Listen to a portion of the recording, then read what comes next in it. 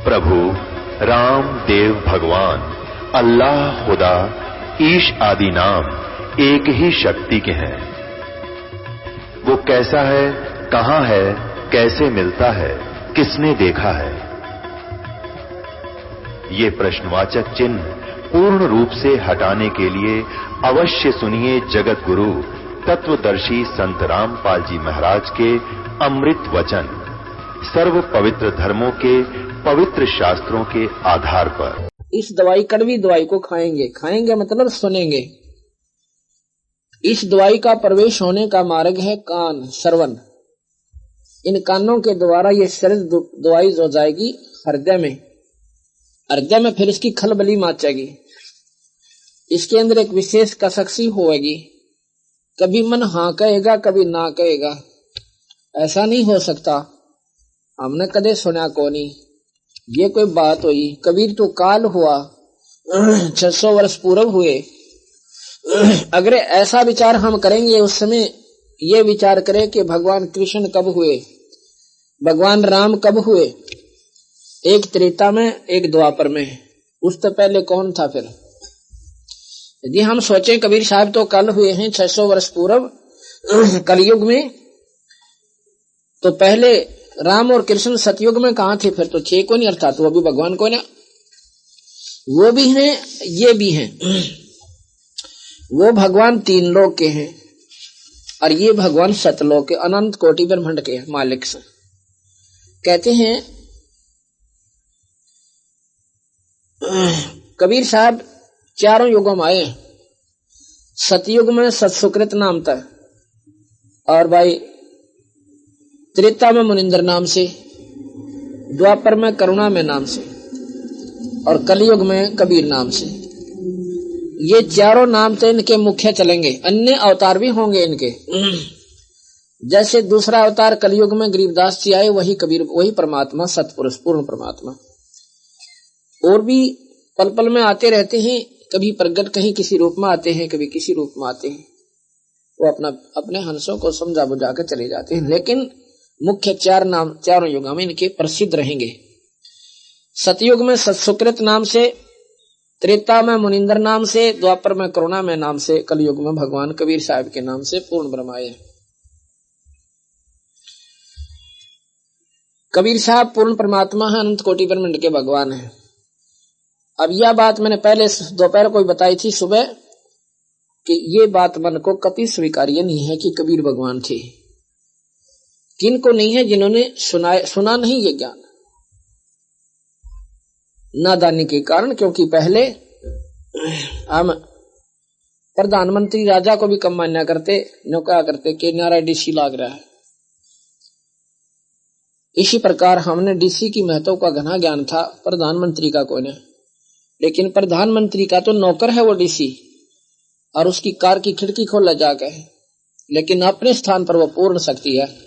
इसी प्रकार ये तीन लोग के परमात्मा डीसी समझो और कबीर साहब प्रधानमंत्री समझो। इतना डिफरेंशिएट है इनकी शक्ति में, इतना अंतर है इनकी शक्ति में। लेकिन ये भी मालिक हैं अपने स्थिति में, अपने क्षेत्र में, और ये मालिक से कुल धनी सारे क्षेत्र में।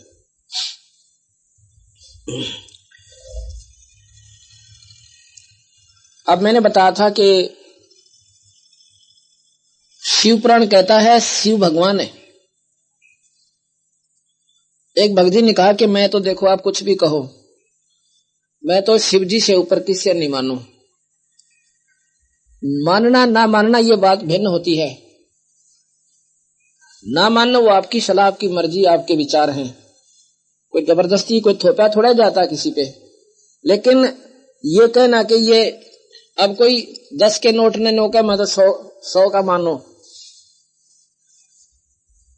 अब 10 का नोट भाई 100 का तो को नहीं, मान चाहे ना मान।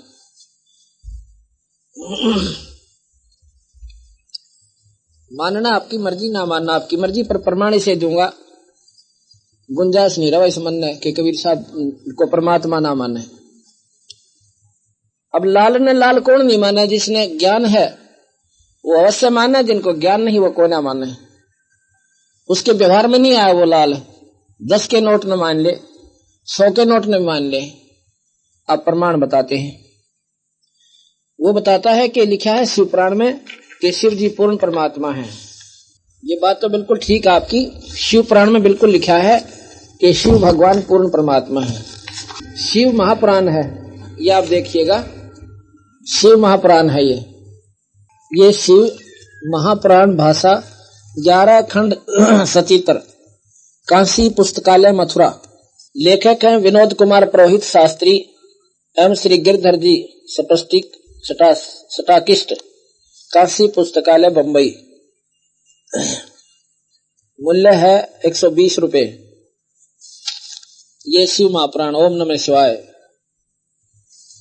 इसके अंदर से मैं विवरण आपको सुनाता हूँ कि भगवान शिव ने सारी सृष्टि का जो है रचना की। पहले भगवान शिव थे 121 पृष्ठ पे। इसके 121 पृष्ठ पे लिखा है कि भगवान विष्णु की उत्पत्ति भगवान शिव का। ये आपको सुनाता हूँ। ब्रह्मा जी बोले, आनंद परम पुरुष है, यह सत्ज्ञान और अनंत स्वरूप था तथा परमानंद पूर्ण परमात्मा है, पूर्ण पुरुष है, जो ज्ञान में और शोभा युक्त है, अमुक्त पर तत्व है, वही सदाशिव की मूर्ति है। इसी को पंडित आश्चर्य, अवर्तनीय और प्राचीन ईश्वर की मूर्ति कहते हैं। उसने अपने शरीर से स्वच्छंद शरीर वाली ना भी नाश न होने वाली शक्ति प्रकट की, कभी नाश ना होने वाली शक्ति प्रकट की। वह प्रधान प्रकृति व गुणवती माया है और वही विकास से रहित है।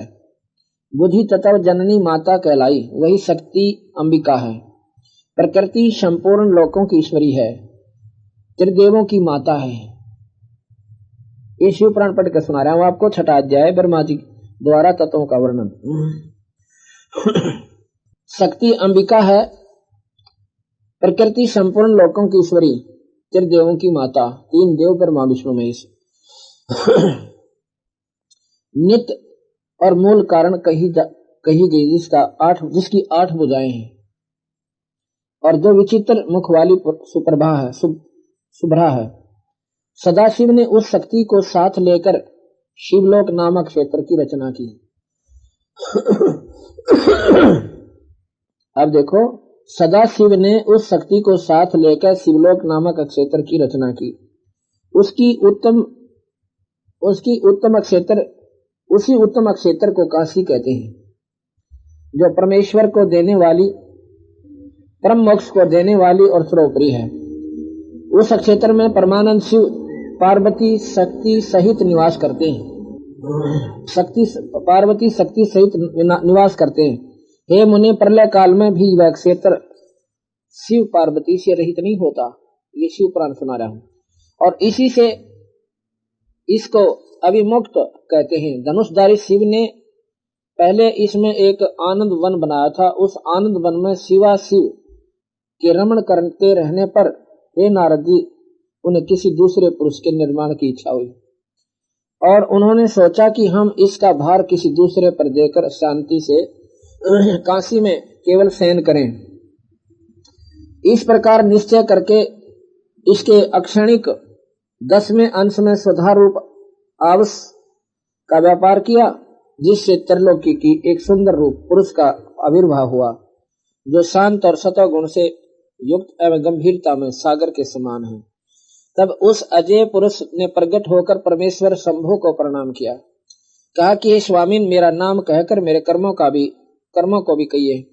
यह सुनकर प्रभु शिव जी हंसकर बोले कि सर्वत्र व्यापक होने से जगत में तुम्हारा नाम विष्णु नाम प्रसिद्ध होगा।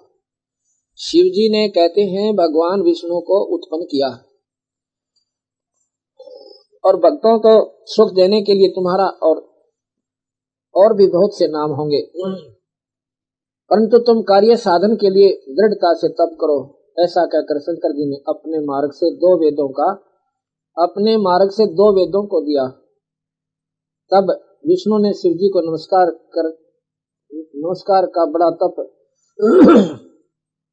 किया और शिव जी अंतर ध्यान हो गए। विष्णु जी ने दिव्य 12,000 वर्ष तक तप किया, किंतु तब से अब तक उन्होंने अपनी मनोरथ कल्याणकारी शुभ का दर्शन नहीं पाया। शंभु का दर्शन नहीं पाया। ये लंबी कथा है। इसे मैं ये कहना चाहता हूं कि शिव महापुराण में लिखा है शिव जी से विष्णु उत्पन्न हुआ। अब मैं आपको विष्णु पुराण सुनाऊंगा।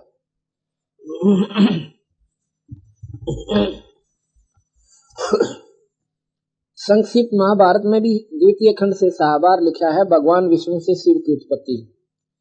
राजा युधिष्ठिर ने पूछा, पितामह है कमल नयन भगवान विष्णु अविनाशी समस्त जीवों के उत्पत्ति और प्रलय के स्थान अजय और व्यापक हैं। वे नारायण, हर्षिकेश, गोविंद और केशव इन नामों से विख्यात हैं। मैं उनके स्वरूप का अस्तित्व सात्विक विवेचन सुनना चाहता हूँ। भीष्म जी बोले, राजन मैंने एक प्रसंग जगदम्बनी भगवान परशुराम, देवऋषि नारद और कृष्ण द्वैपायन व्यास के मुख से सुना है। महर्षि अस्ति, देवल, वाल्मीकि और मार्कंडेय जी भी इसी अद्भुत रहस्य का वर्णन किया करते हैं। भगवान विष्णु सबके ईश्वर और नियंता हैं। अब ये बात सुनकर आपका समझ में आओगी कि यूं जड़ा हुआ क्यों करे।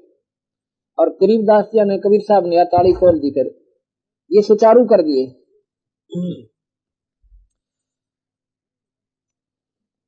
वे पुरुष एवं विराट आदि अनेकों नामों से प्रसिद्ध हैं, सर्वव्यापक हैं, लोकों में ब्रह्मवेता पुरुष इन सागर्ध्वा भगवान के जिन चरित्रों को जानते हैं तथा गुणों पुराणों वेता जिनका निरूपण करते हैं, वह सब मैं तुम्हें सुनाता हूँ। हे पुरुषोत्तम, संपूर्ण भूतों के आत्मा हैं। वे पुरुषोत्तम संपूर्ण भूतों के आत्मा हैं। उन्हीं ने अपने संकल्प द्वारा आकाश, वायु, अग्नि, जल और पृथ्वी इन 5 भूतों की रचना की है। उन सर्वभूतेश्वर भगवान विष्णु ने पृथ्वी की रचना करके जल में शयन किया। अपने संपूर्ण तेज से संपन्न होकर उन्होंने उन्हीं से समस्त भूतों को अगर भगवान संकर्षण का उत्पन्न किया, शंकर जी का पैदा किया। भगवान शंकर को उत्पन्न किया। वे भगवान शंकर ही समस्त भूतों के आधार हैं तथा भूत भविष्य सभी प्राणियों को आधार करते हैं। इसके बाद उनकी नाभि से सूर्य के समान तेजों में कमल प्रकट हुआ। उससे संपूर्ण भूतों के पितामह भगवान ब्रह्मा को भी प्रकट हुआ। अर्थात विष्णु से भगवान ब्रह्मा और शिव दोनों की उत्पत्ति। ये महाभारत के संक्षिप्त महाभारत के द्वितीय खंड से 7 बार जी की उत्पत्ति। श्री भागवत सुधा सागर के 3 स्कंद से के 8वें अध्याय से 7 बार। सृष्टि के पूर्व यह संपूर्ण विश्व जल में डूबा हुआ था। उस समय एकमात्र श्री नारायण देव शेष शैया पर पौधे हुए थे।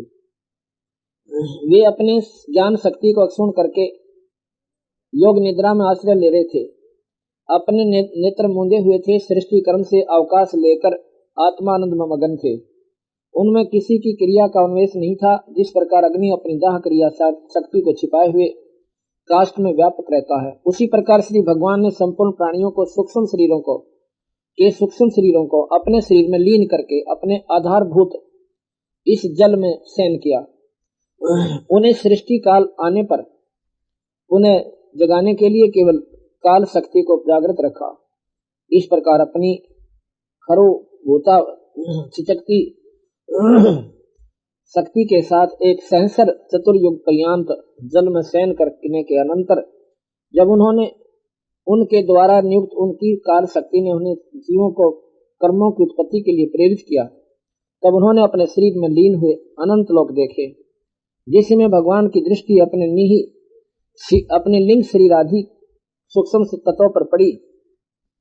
तब वह कालास्त्रित रजोगुण से सुशुद्ध होकर सृष्टि रचना के निमित्त उनके नाभि देश से बाहर निकला। कर्म शक्ति को जागृत करने वाली काल के द्वारा देखो काल के द्वारा ये फिर भी बार बार आ रहा है। ये काल बताऊंगे कौन था। ये काल ने सारा काम बिगाड़ रखा है। काल के द्वारा विष्णु भगवान की नाभि से प्रकट हुआ सूक्ष्म तत्व कमल कोश के रूप में सहसा ऊपर उठा। उसने सूर्य के समान अपने तेज से उस अपार जल राशि को दीप्तिमान कर दिया। संपूर्ण गुणों को प्रकाशित करने वाले उस सर्वलोक में कमल में वे विष्णु भगवान भी अंतर्यामी रूप से प्रविष्ट हो गए। तब उसमें से बिना पढ़ाए ही स्वयं संपूर्ण वेदों के जानने वाले साक्षात देव मूर्ति ब्रह्मा जी प्रकट हुए। जब कोई लोक दिखाई नहीं दिया तो वे आंखें फाड़कर आकाश में चारों ओर गर्दन घुमाकर देखने लगे। इससे उनकी चारों दिशाओं में 4 मुख हो गए। 4 मुंह के हैं भगवान ब्रह्मा। इसमें प्रलय कालीन पवन के थपेड़ों से उछलती हुई जल की तरंगमालाओं के कारण उस जल राशि के ऊपर उठे हुए कमल पर विराजमान आदिदेव ब्रह्मा जी को अपना तथा लोक सत्स्वरूप कमल का कुछ भी रहस्य न जान पड़ा। अब ये सिद्ध हो गया कि सुधा सागर में 8वें अध्याय से 6 बार प्रश्न नंबर 112 पर ये लिखा है कि ब्रह्मा की उत्पत्ति शिव जी विष्णु जी थे, और उधर से विष्णु शिव जी की उत्पत्ति विष्णु से, और उसमें लिख रखा है कि विष्णु की उत्पत्ति शिव जी से शिव पुराण में। और यहाँ लिखा है ब्रह्म पुराण के अंदर कि भगवान ब्रह्मा से और शिव और विष्णु की उत्पत्ति। प्रणाम करके मैं वेद के तुल्य माननीय पुराण का वर्णन करूंगा। पूर्व लोक में दक्ष आदि श्रेष्ठ मुनियों के पूछने पर कमल योनि ब्रह्मा ने भगवान ब्रह्मा जी ने जो सुनाई थी वह पाप नाशनी कथा में इस समय कहूंगा। फिर यह कथा बहुत ही विचित्र और अनेक अर्थों वाली होगी। इसमें श्रुतियों के अर्थ का विस्तार होगा। जो इस कथा को सदा अपने हृदय में धारण करेगा वह निरंतर सुनेगा, वह अपनी वंश परंपरा को कायम रखते हुए स्वर्ग लोक में प्रतिष्ठित होगा। आखिर में स्वर्ग लोक तक पहुंच है इन सभी शास्त्रों की कि कितनी अच्छी साधना करेंगे तो वो स्वर्ग लोक में पहुंच जाएंगे।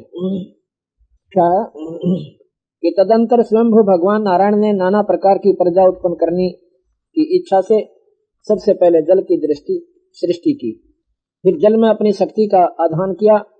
जल का दूसरा नाम नार है क्योंकि उसकी उत्पत्ति भगवान नारायण नर से हुई है। वह जल पूर्व काल में भगवान का अयन निवास स्थान हुआ, इसलिए नारायण कहलाते हैं। भगवान ने जो जल में अपनी शक्ति का आधान किया उससे एक बहुत विशाल सर्वगुण गुणमय अंड प्रकट हुआ जिसमें स्वयंभू ब्रह्मा जी उत्पन्न हुए।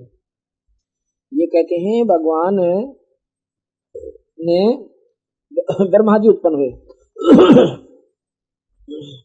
और सर्व गुणों के समान कांतिमान भगवान ब्रह्मा ने 1 वर्ष तक उस अंड में निवास करके उसके 2 टुकड़े कर दिए। फिर उस टुकड़ों से धूलोक और दूसरे भूलोक, इन दोनों की बीच में आकाश रखा।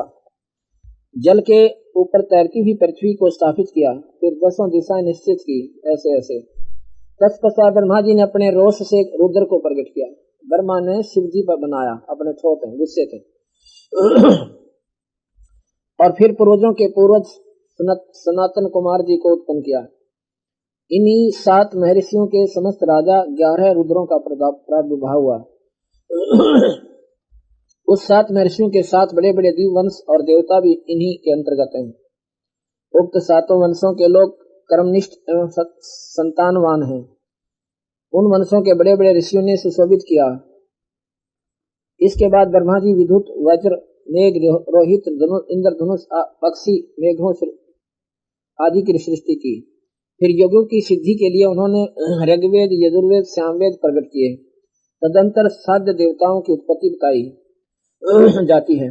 छोटे बड़े सभी भूत भगवान ब्रह्मा के अंगों से उत्पन्न हुए। इस प्रकार प्रजा की सृष्टि करते रहने पर भी जब प्रजा नहीं हुई तब प्रजापिता पति अपने शरीर से 2 भाग करके आधे से पुरुष आधे से स्त्री हो गए। पुरुष का नाम मनु हुआ। उनके नाम पर मनवंतर काल माना गया। स्त्री अयोनिजता शत्रुपा थी जो मनु की पत्नी रूप में प्राप्त हुई। इसके 10,000 वर्ष पर्यंत दुष्कर तपस्या करके तेजस्वी पुरुष को पति रूप में प्राप्त किया। वे सत्य पुरुष स्वयंभू भुक्त, वो पुरुष स्वयंभू भव मनु कहे गए। वे वैराज पुरुष भी इन्हीं का नाम है। इनका मनवंतर काल 71 चतुर्युगी का बताया जाता है। शत्रुपा ने वैराज पुरुष के अंश से वीर प्रियवर्त उत्पानपात नामक पुत्र की।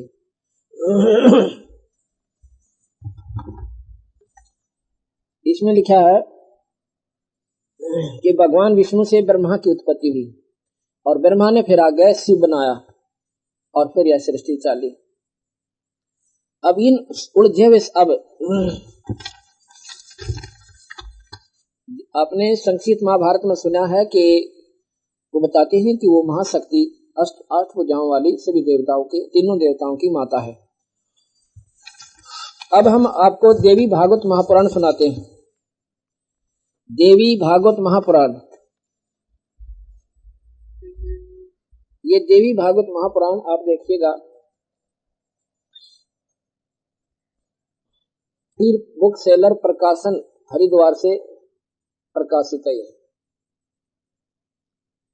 इसमें ये देखिएगा देवी भागवत महापुराण व्यास रचित। ये सारी जितनी भी पुराण हैं वेद व्यास जी, महर्षि वेद व्यास द्वारा ही लिखी गई हैं। गीता जी भी इन्होंने लिखी है बाद में।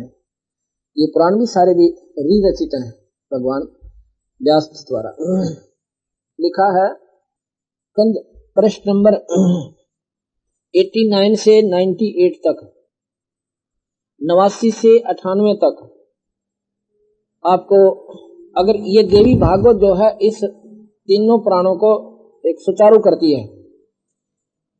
ये देवी भागवत जो है ये तीनों पुराणों को, शिव पुराण, ब्रह्मा पुराण, विष्णु पुराण को कुछ हद तक ठीक करे से बिल्कुल इनको सुचारू करती है। इसके बाद गरीबदास जी महाराज कबीर साहब की जो ग्रंथ साहब हैं ये इनको और पक्का कर देते हैं। ये ज्यों की क्यों बताते हैं। ब्रह्मांड की उत्पत्ति,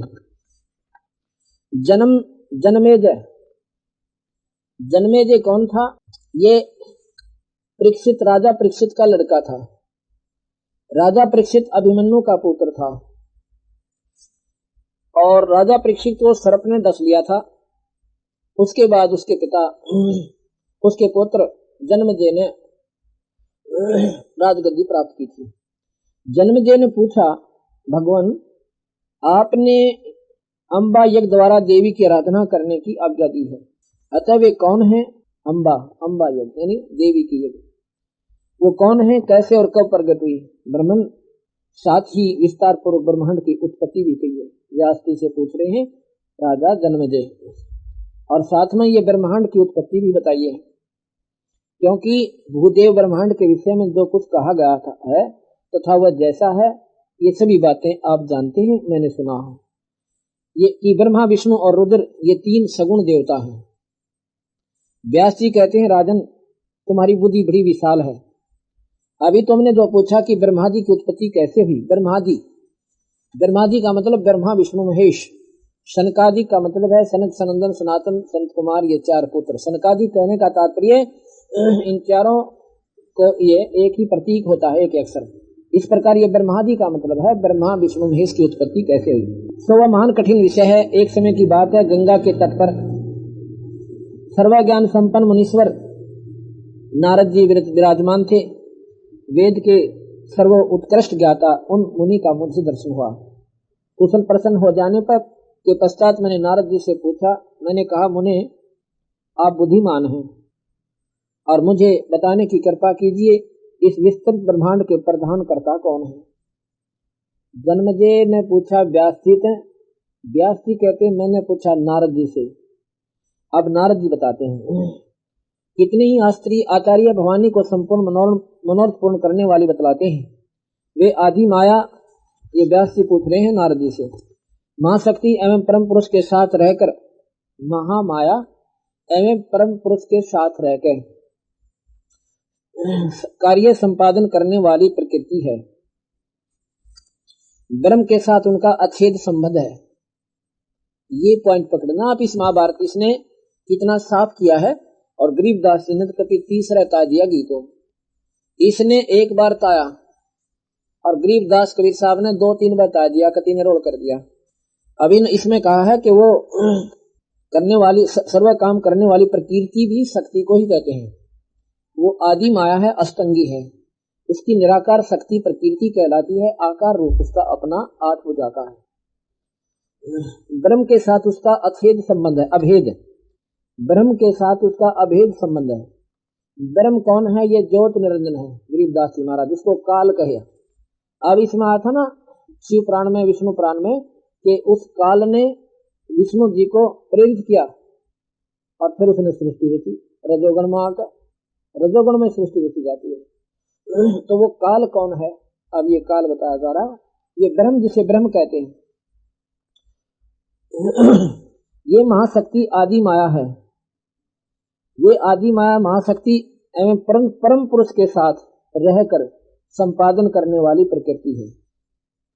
परम पुरुष, यहाँ 21 ब्रह्मांड में श्रेष्ठ परम पुरुष पूर्ण परमात्मा, यहाँ के पूर्ण परमात्मा। जैसे राज्य में मुख्यमंत्री पूर्ण होते हैं और जिले में डीसी पूर्ण होता है, ये यहाँ की परम पुरुष हैं, यानी ज्योत निरंजन भगवान, जिसको काल कहते हैं। और ये महाशक्ति, इसी को प्रकृति कहते हैं, ये समझना। और इसी से आपको गीता जी समझ में आओगी। गीता जी भी सुनाऊंगा आपको। धर्म तो जब भागेगा जीविका, भी शास्त्रों हमारे सामने आएंगे और फिर गरीबदास महाराज के शास्त्र को पढ़ना, पता लगे। प्रकृति है और ब्रह्म के साथ इसका अभेद संबंध है। ब्रह्म माने निरंजन गेला, काल के साथ में, उस परम पुरुष के साथ में इसका अभेद संबंध है। वे अखिल विश्व की अधीश्वरी हैं, सारे ब्रह्मांड की ये अधीश्वरी यानी महाशक्ति हैं। सगुण निर्गुण एवं कल्याण में इनका विग्रह है। ये सगुण भी है और ये निर्गुण भी है, और कल्याण में कल्याणकारी है, क्योंकि किस ब्रह्मांड की पूरी परमात्मा पूरे लाभ दे सकती हैं जितना ये दे सकती हैं। व्यास जी कहते हैं तुमने, उन्हीं से वेद प्रकट हुए। व्यास जी कहते हैं तुमने जो बातें पूछी हैं वे ही मैंने मुनीश्वर नारद जी से पूछी थी। जन्मे जी पूछते हैं व्यास जी से, व्यास जी कहते हैं कि ये बात मैंने नारद जी से पूछी थी जो ब्रह्मा के पुत्र हैं।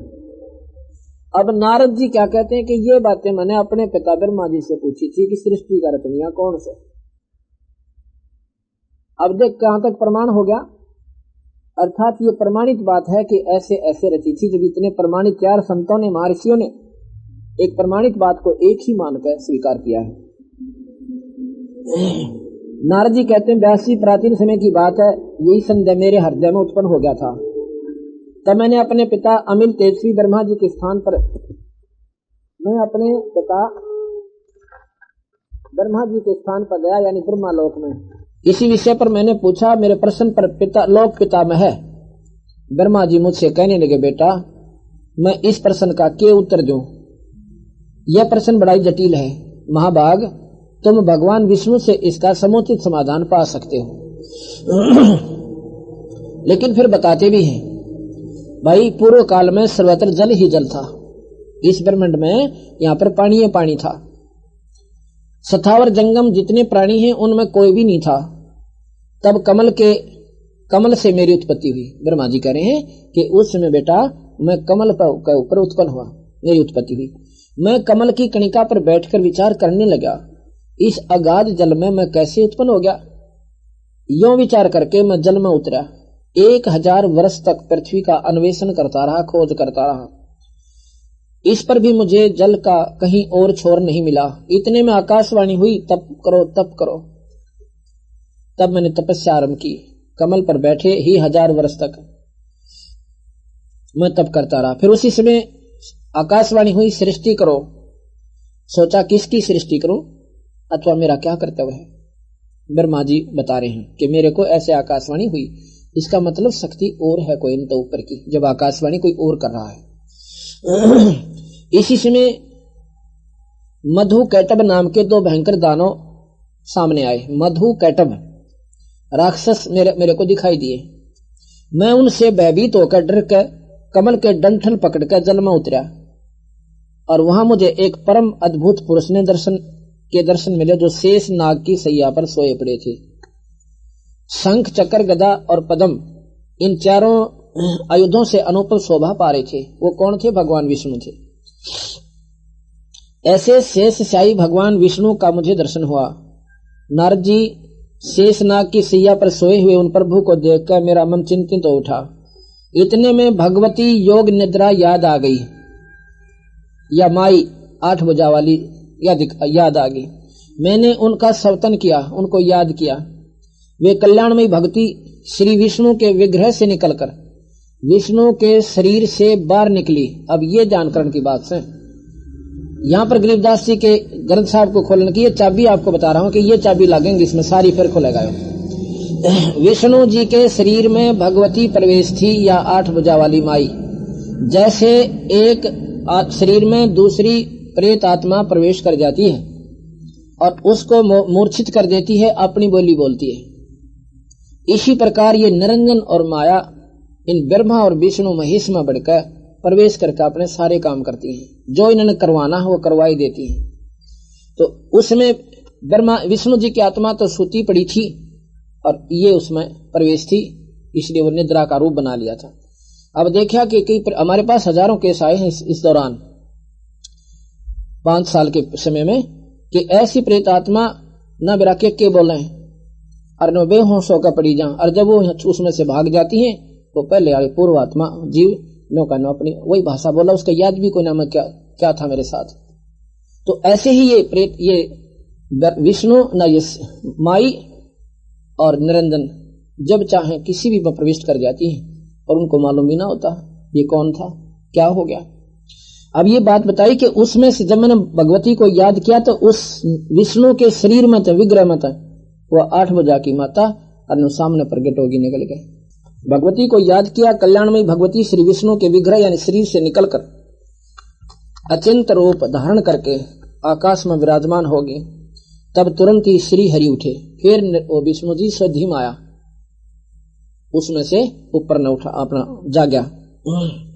उन्होंने मधु और कैटब के साथ 5000 वर्ष तक बड़ी घमसान लड़ाई की। भगवान विष्णु ने मधु और कैटब नाम के 2 राक्षस जो उत्पन्न हो रहे थे उनके लिए लड़ाई करी और 5000 वर्ष तक लड़ते रहे।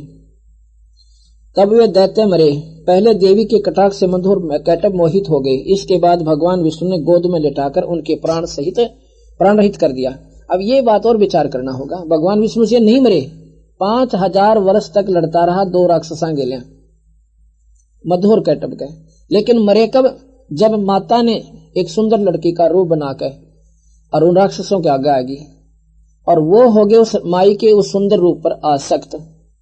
और उस समय कहते हैं उस विष्णु ने उनको गोड्या में घेर कर फिर मारा, उनका ध्यान बदल गया और उस शक्ति ने उनके साथ ऐसा करके फिर मरवाए ना, विष्णु के 2 छक्के छुड़ा रखे थे।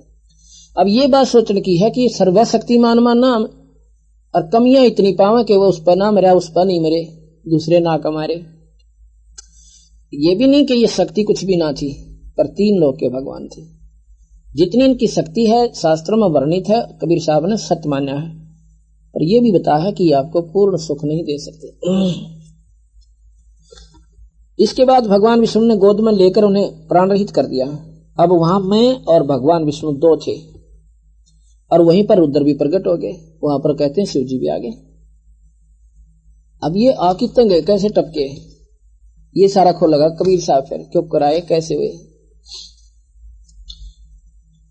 रुद्र भी यानी शिव जी भी वहां पर प्रकट हो गए। हम तीनों को भगवती अध्याशक्ति के दर्शन हुए। तब वे आदि शक्ति हम लोगों से कहने लगी। देवी ने कहा, ब्रह्मा विष्णु और महेश्वर, तुम भली भांति सावधान होकर अपने अपने कार्य में संलग्न हो जाओ। सृष्टि स्थिति संहार ये तुम्हारे कार्य हैं। आदेश देती है माता कि ब्रह्मा विष्णु महेश अब अपने काम पर लगो। ब्रह्मा का काम सृष्टि रचना, जीव बनाना, और विष्णु जी का पालन पोषण स्थिति और संहार भगवान शिव का काम है। पर न्योना बेरा क्या की खातर है, एक बनावे एक पाले एक मारे, पर किस लिए, न्यो बेरा नहीं किस लिए। ये बालका खेल क्यों बना रखा है इन्होंने। एक तो बना दे इस गंदे शरीर में गधे बनावे, कुत्ते बनावे, कुतिया बनावे, गधी बनावे हैं, और भाई सांप बिच्छू शेर वगैरह जंगली जानवर बनावे, और एक पाले और एक मारे। भाई पशुओं जैसा काम हरिगल क्यों कर रखा, इसका कारण क्या है। ये कारण कबीर साहब ने बताया कि ये कारण भाई इनके पिता है निरंजन जी, ज्योत निरंजन, जिसको ब्रह्म कहते हैं, जिसको सनातन परमात्मा कहते हैं। और उसने श्राप लगा हुआ उसको 1 लाख जीव रोज खाने का। और भाई ये इसलिए ये सारा कार्य इनको दे रखा, एक बनावे एक पाले एक मारे, 1 लाख जीव रोज उसके पास भेज दिए जाते। अब यहां पता चलेगा वो कौन है। ब्रह्मा जी कहते हैं, हम लोगों ने उनसे कहा, माता हम किस प्रकार इन प्रजाओं के सर्जन आदि कार्य में सफल हों। विस्तृत भूमि का अभाव है, जल जल सारा दिखा, सभी स्थान जल मगन है। हमारी बात सुनकर वह कल्याणमयी स्वरूपणी भगवती का मुखमंडल मुस्कान से भर गया। आसन लगी माता, हंसने लगी। इतने में एक सुंदर विमान आकाश से उतरा और तब उन देवी ने हमें आज्ञा की, देवताओं तुम निर्भय होकर डरियो मत ना, और इस विमान में बैठ जाओ, ला तुमने सारा खेल दिखाती हूं। इच्छा पूर्वक निर्भय होकर विमान में प्रवेश कर जाओ। आज मैं तुम्हें एक अद्भुत दृश्य दिखलाती हूं। उस रतन जड़ित विमान पर चढ़कर हम लोग आराम से बैठ गए। ब्रह्मा जी कहते हैं, मन के समान तीव्र गति से चलने वाला वो विमान जिस अपरिचित स्थान पर गया, वहां संपूर्ण फलों से लदे हुए अनेक वृक्ष सुंदर थे। आगे एक अत्यंत सुंदर नगर दिखाई पड़ा। अक्षण भर के बाद ही वह एक दूसरे सुंदर प्रदेश में जा पहुंचा। विमान में बैठे बैठे बता रहे हैं, वहां हमने देखा अनुपम नंदनवन था। सैकड़ों अप्सराएं, यक्ष, गंधर्व, विद्याधर उस पारिजात के उपवन में गाते एवं विहार कर रहे थे। देखा तो वहीं पर महाभाग इंद्र भी बैठे थे। उनके समीप उनकी प्राण प्रिय सची विद्यमान थी। उसी स्वर्ग के दृश्य को देखकर हम आश्चर्यचकित हो गए। इतने में हमारा विमान तेजी से आगे चल पड़ा। वह दीवधाम ब्रह्मलोक में जा पहुंचा। वहां दूसरे ब्रह्मा विराजमान थे। उन्हें देखकर भगवान शंकर विष्णु ने मुझसे पूछा कि चतुरानंद, ये अविनाशी ब्रह्मा कौन है? अब ये बात और देखना, दिव्यधाम परमधाम ये ब्रह्मलोक है। इनका जो दिव्यधाम और परमलोक जैसे राजधानी, ये इनकी ब्रह्मलोक है। और ब्रह्मलोक है विष्णु का लोक, शिव क्या नाम है, निरंजन का लोक है, काल का लोक है। वहां एक दूसरे ब्रह्मा विराजमान थे। तो मैंने उत्तर दिया कि मुझे कुछ नहीं पता, सृष्टि के अधिष्ठता ये कौन है। इतने में मन के समान तीव्र गति से विमान तुरंत वहां से चलकर कैलाश के सुरम्य शिखर पर जा पहुंचा। वहां विमान के पहुंचते ही एक भव्य भवन में त्रिनेत्रधारी भगवान शंकर और मिले। एक शंकर जी तो विमान में बैठा और उसने एक और पाया फिर आगे, वो कैलाश पर्वत पे 3 नेत्रों वाला। वे नंदी वृक्ष पर वृषभ यानी बैल पर बैठे थे। नारद उस समय भगवान शंकर तथा उनके अन्य गणों को देखकर हमारे आश्चर्य की सीमा ना रही।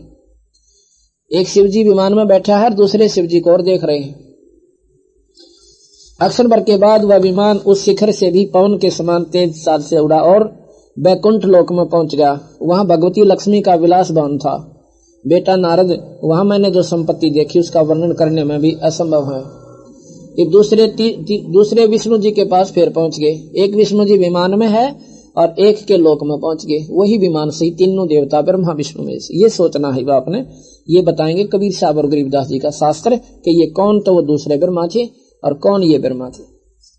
उस उत्तम परी को देखकर विष्णु का मन आश्चर्य के समुद्र में गोता खाने लगा। वहां कमल लोचन श्री हरि विराजमान थे। इतने में ही पवन के से बातें करता हुआ वह विमान तुरंत उड़ गया। इससे भी आगे चले। ये 3 लोग तो देख लिए, ब्रह्मा विष्णु शिव के, जो जिसको महाब्रह्मा महाशिव महाविष्णु कहते हैं। आगे चले। आगे अमृत के समान मीठे जल वाला समुद्र मिला। वहीं पर एक मनोहर द्वीप था। मंदार और पारिजात आदि वृक्ष उसकी शोभा बढ़ा रहे थे। मनोहर वृक्ष उस द्वीप के कोने कोने से सुशोभित हो रहे थे। उसी द्वीप में एक मंगल में मनोहर पलंग बिछा हुआ था। भांति भांति के रत्नों से उसकी विचित्र शोभा हो रही थी। उस समय पलंग पर एक दिव्य रमणी बैठी थी। सुंदर लड़की बैठी थी, औरत बैठी थी। उनके गले में लाल रंग की माला थी। लाल वस्त्रों से श्री विग्रह सुशोभित था। लाल वस्त्र पहन रखे उस लड़की ने। उनके गले में लाल रंग की माला थी। लाल वस्त्रों से श्री विग्रह सुशोभित था। वे ऐसी प्रभावपूर्ण देवी थी मानो करोड़ों बिजलियां एक साथ चमक रही हों। वैसी सुंदर स्त्री को मैंने कभी नहीं देखा था।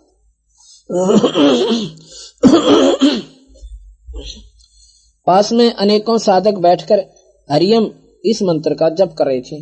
भुवनेश्वरी महेश्वरी आदि नामों से हृदय यज्ञ करने वाले देव कन्या चारों ओर बैठी थी। उन्हें देखकर हम भी महान आश्चर्य में पड़ गए। आपस में कहने लगे, यह सुंदरी कौन है और इसका क्या नाम है? हम इसके विषय में बिल्कुल नहीं अनभिज्ञ हैं, हम नहीं जानते। नारद, तब भगवान विष्णु ने उन चारों सिंहिनी भगवती को देखकर विवेक पूर्वक निश्चय कर लिया कि ये भगवती जगदम्बिका है। तब उन्होंने कहा कि हे भगवती, हम सभी की याद कारण है, आदि कारण है। ये वे दिव्यांगना हैं जिसके प्रलय वराण में भी मुझे दर्शन हुए थे, उस समय में बालक रूप में था। अब देखो विष्णु जी कहते हैं इस माई के मन पहले भी दर्शन हुए थे जब मैं छोटा सा था। अब कबीर साहब खोलेंगे सारी ताली ने, ये जगह जगह पर रहस्य जो उत्पन्न हो रहे हैं कि मैं छोटा सा था जब एक बार फिर देखा था इस माता को। अब कबीर साहब बताओगे कि यह माता कौन थी और कैसे ये पैदा हुए थे। नारद जी तब भगवान विष्णु ने जिससे प्रलय वर्ण में भी मुझे दर्शन हुए थे, उस समय मैं बालक रूप में था। विष्णु जी कैसे कि इस माता के तो मैंने पहले भी देखी थी एक बार, जब यहाँ पर कुछ भी नहीं था, उसमें मैं छोटा सा था। अब यहाँ पर ऐसे खेल खेला जा रहा है, कोई भी सीधा मार्ग नहीं बताया। इन बच्चा ने भी इन्होंने बेरा तेरी माँ कौन सा है और पिता कौन है तुम्हारा, ब्रह्मा विष्णु महेश को भी, जिनको हम आदर से देव रूप में परमात्मा सर्वशक्तिमान रूप में पूज रहे हैं। ये देवी भागवत की कथा, देवी भागवत में से आपको कथा सुना रहा हूं, उस पुराण में थे। अभी तो कबीर साहब का शास्त्र मैंने शुरू भी नहीं किया है, अभी तो शास्त्रों का समावेश आपके हृदय में बैठाऊं कि मैं कहां से बोल रहा हूं। अगर मैं सीधा कह दूं उस कथा को तब मानो कोई ना, नो कहीं आपने कदे सुनिए कोई ना। पहले तो ये सुनाऊं जो शास्त्र आपने मान्य है कि ये तो हमारे आदरणीय शास्त्र है 18 पुराण। उन 18 पुराणों में से ये चौथी कथा पुराण सुना रहा हूं, जगदम्ब ये देवी भागवत महाभागवत की कथा। भगवती जगदम्बिका की स्तुति। ब्रह्मा जी कहते हैं इस प्रकार बताकर भगवान विष्णु ने फिर कहा कि हम लोग बारंबार प्रणाम करते हुए उन भगवती के पास चले। हम सभी अर्थात मैं विष्णु और शंकर, ब्रह्मा जी कह रहे मैं विष्णु और शिव शंकर तीनों जने द्वार पर जाकर विमान से नीचे उतरे। जब देवी ने हम सभी को द्वार पर देखा तब वे मुस्कुराकर हंसने लगी, परंतु हम तीनों को स्त्री बना दिया। ब्रह्मा जी कहते हैं हम तीनों लड़की बना दिए उस माई ने। हम उत्तम आभूषणों से अलंकृत रूप वाली युवती बन गए, सुंदर गहने और सुंदर वस्त्र, सुंदर रूप हो गया लड़कियां के साथ। अब हमारे आश्चर्य का पार नहीं रहा। फिर हम उस देवी के सन्निकट चले गए, फिर उस माता के हम नजदीक पहुंचे। हम स्त्री रूप में थे। हम भागवती को प्रणाम करके सामने बैठ गए। वहां देवी की हजारों सहेलियां विराजमान थी।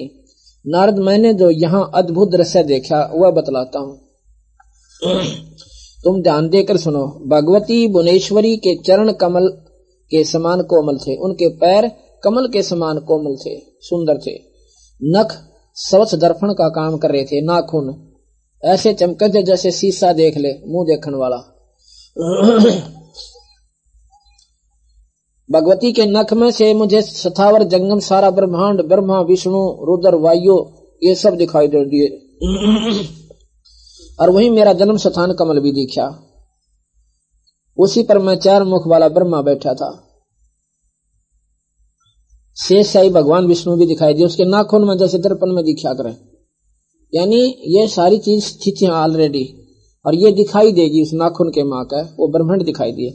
मधु कैटभ भी दृष्टिगोचर हुए। विष्णु और शंकर का मन भी आश्चर्य से भर गया।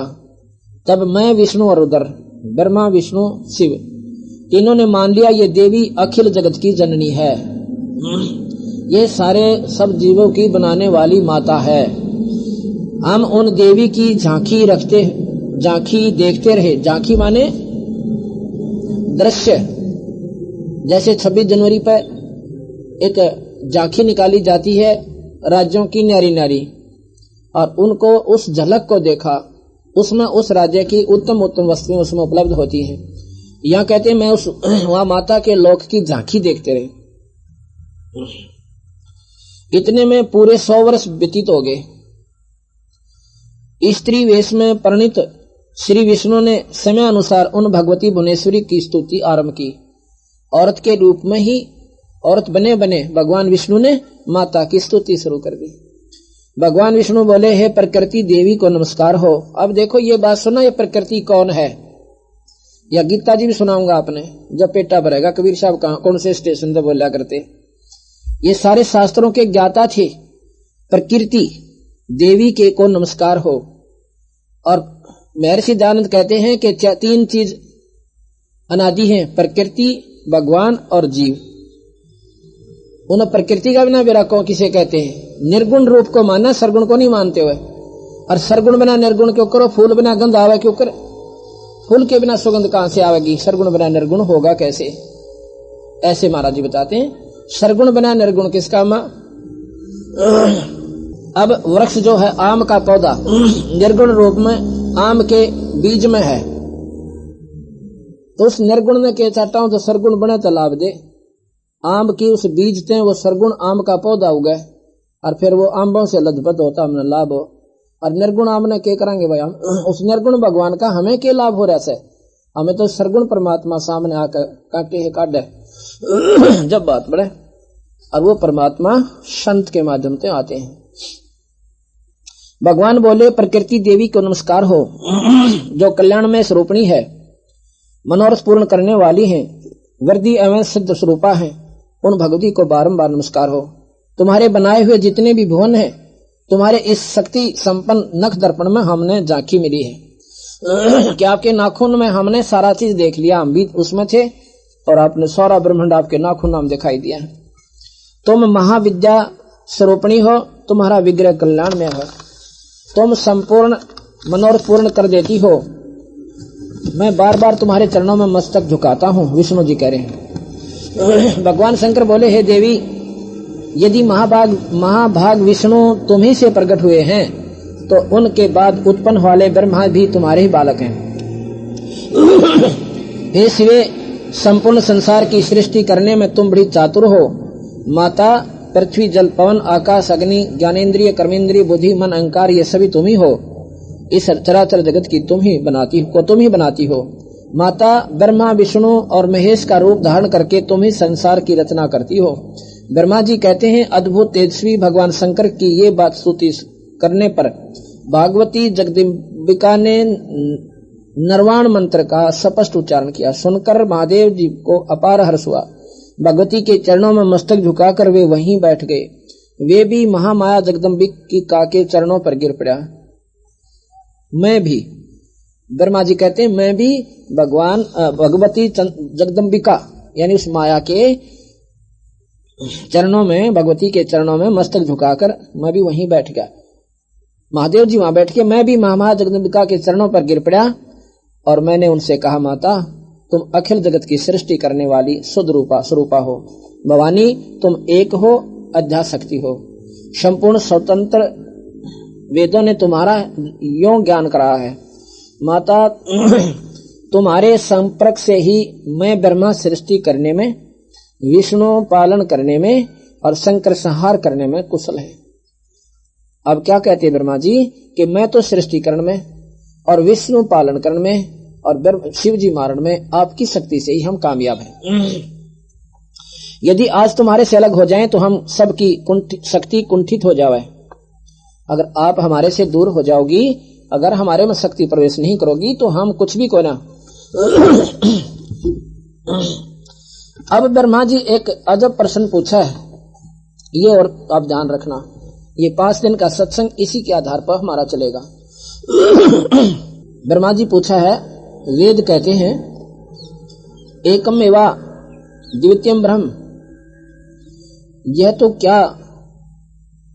तो क्या वह आत्म स्वरूपा तुम ही हो अथवा वह कोई और ही पुरुष है? मेरे इस संदेह को दूर करने की कृपा करो। किसी महान पुण्य के प्रभाव से ही मुझे तुम्हारे चरणों की सेवा सुलभ है। तुम स्त्री हो या पुरुष हो?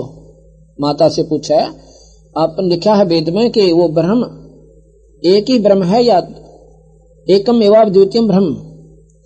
इस प्रश्न का उत्तर मांगते हैं ब्रह्मा जी कि तुम स्त्री हो या पुरुष हो या ब्रह्म, और तुम एक ही हो या नारे नारे हो? यह रहस्य भी मुझे विशुद्ध रूप से कृपा करके बताओ। जगदम्बिका के स्वरूप का वर्णन। ब्रह्मा जी कहते हैं, इस प्रकार मैंने भगवती जगदम्बिका से विनय पूर्वक पूछा।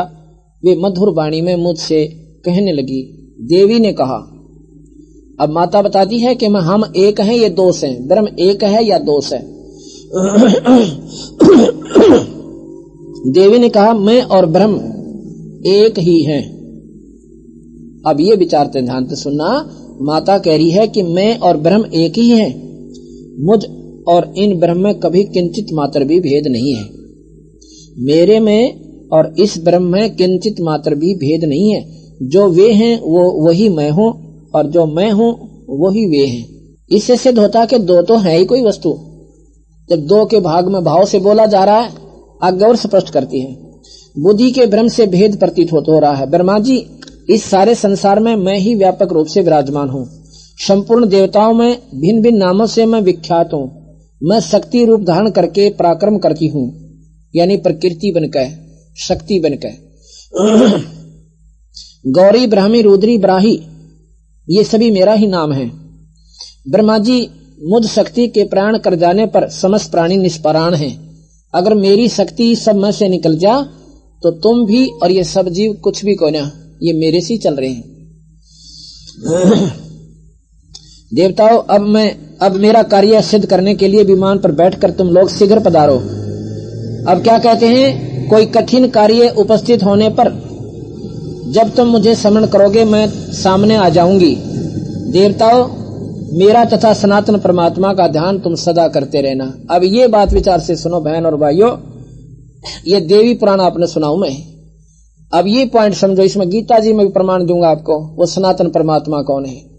देवी कहती है, देवताओं, मेरा तथा सनातन परमात्मा का ध्यान तुम सदा करते रहना। मेरा और ब्रह्म का, उस निरंजन को तुम सदा याद रखिए। तीनों देवताओं को कहती है ब्रह्मा विष्णु में इसको। मेरा, मैं तुम्हारी माँ और वो तुम्हारा पिता, इन दोनों का तुम पूर्ण ध्यान से स्मरण करते रहना। और हम दोनों के स्मरण करते रहोगे तो तुम्हारे कार्य सिद्ध होने में किंचित मात्र भी संदेह नहीं रहेगा। और तुम्हारे पर कोई कठिन कार्य उपस्थित हो जाए तो तुम हमें स्मरण करोगे, तब मैं सामने खड़ी पाऊंगी। जो नहीं कहा तेरा पिता भी, वो सनातन परमात्मा भी दिखेगा, नहीं, केवल मैं दिखूंगी और मैं तुम्हारा साथ दूंगी। अब ये क्योंकि वो क्यों ना दिखेगा, वो है आकार में, पर उसने पर्ण कर रखा ब्रह्म ने, निरंजन ने, सनातन परमात्मा ने, कि मैं किसी को दर्शन नहीं दूंगा और सारे काम तू करेगी और तेरे माँ का मैं आऊंगा और फिर तू सब में प्रवेश करेगी और फिर मैं भी निराकार रूप में जाऊंगा, आकार में नहीं आऊंगा। अब माई कहती है कि मैं फिर आगे तुम्हें सामने आऊंगी। देवताओं, मेरा तथा सनातन परमात्मा का ध्यान, मेरा तथा, तथा यानी दो हो गए, मेरा और तथा सनातन परमात्मा का ध्यान तुम सदा करते रहना। अब यहां से कबीर साहब की वो चाबी खुला लगेगी। अब कबीर साहब का मैं सृष्टि रचना बताऊंगा आपको। सृष्टि रचना ये कैसे हुई, ये कबीर साहब की वाणी अनुसार और गरीबदास जी की वाणी अनुसार, शास्त्र अनुसार आपको बताते हैं। अब आपने देखा सुना,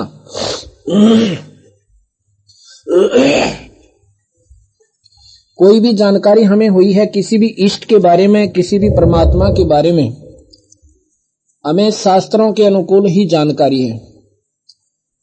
चाहे ब्रह्मा जी के बारे में, चाहे विष्णु जी के बारे में, चाहे शिव के बारे में, उनके अंश अवतार राम और कृष्ण जी के बारे में शास्त्रों से ज्ञान हुआ। शास्त्र सुनाए संतों ने और उनको बार बार सुनने से हमारे हृदय में यह सत्य हो गया कि यही करता, यही दरता, यही मालिक है। और आप मिले नहीं उनसे कभी किसी से, शास्त्रों के आधार पर ही हमारी बुद्धि को स्वीकार्य हुआ, ज्ञान के आधार पर जैसा सुना। कबीर साहब ने ये सारा वर्णन दिया है। और कोई ये कहे कि ये शास्त्र हिंदुओं के हैं, हिंदुओं के नहीं है, ये प्राणी मात्र के हैं। जब ये शास्त्र रचे गए उस समय कोई मजहब नहीं था, ना कोई हिंदू था, ना मुस्लिम, ना सिख, ना ईसाई। ये सिर्फ उस समय जब शास्त्र रचे गए ये प्राणी मात्र के लिए रचे गए थे। और यथार्थ इनमें जो रची गई है वो किसी मजहब को देखकर नहीं रची। कोई न सोचा मुसलमानों के आधार पर उनसे न्यारे बना दिए होंगे, नहीं, ये शास्त्र पुरातन है, बहुत पहले के। और ये मजहब तो अभी कोई 300 वर्ष पूर्व सिख धर्म और 1300-1400 वर्ष पूर्व मुस्लिम धर्म और ज्यादा से ज्यादा 1000-2000 वर्ष पूर्व ये ईसाई धर्म, उससे पहले कुछ नहीं था। तो इस प्रकार उस समय के रचित शास्त्र हैं ये। शास्त्रों को गलत कहना वो नादान लोगों के काम होते हैं। शास्त्र गलत नहीं होते, लेकिन उनका जोड़ नहीं जुड़ा उनसे, इसलिए उनको क्योंकि विष्णु पुराण को पढ़ के कोई शिव पुराण पढ़े तो कोई ना पढ़ा जा, उसमें शिव जी को इतना महान बता रखा, धरती तोल रखी है। एक भक्त ने जैसे पूछा कि मैं तो शिव जी के ऊपर कोई ना मानू, चाहे कुछ भी कह लो, क्यों नहीं माने कि पूर्ण परमात्मा थे, ये जो चाहे सो कर सकते हैं। मैं बोला देखो भाई, ये 3 लोक के मालिक तो हैं और 3 लोक में ये जो चाहे सो कर सकते हैं। कैसे कर सकते हैं? इनके कुछ कर्म क्षेत्र, इनकी शक्तियां निहित कर रखी हैं ज्योत नरेंद्र भगवान ने। जैसे एसपी के नियम, पुलिस कमिश्नर की नियम, उसकी शक्तियां, वो कानून उसको दे रखे, इन तो बाहर नहीं जागा तो जा सकते आप। इनके अंतर्गत कोई काम है तो खूब कर सकता है, इनसे बाहर नहीं कर पाओगे। इसी प्रकार एक बार कहते हैं भगवान शिव के सामने भस्मासुर जी ने तपस्या करी और 12 वर्ष तक क्षीर आसन पे।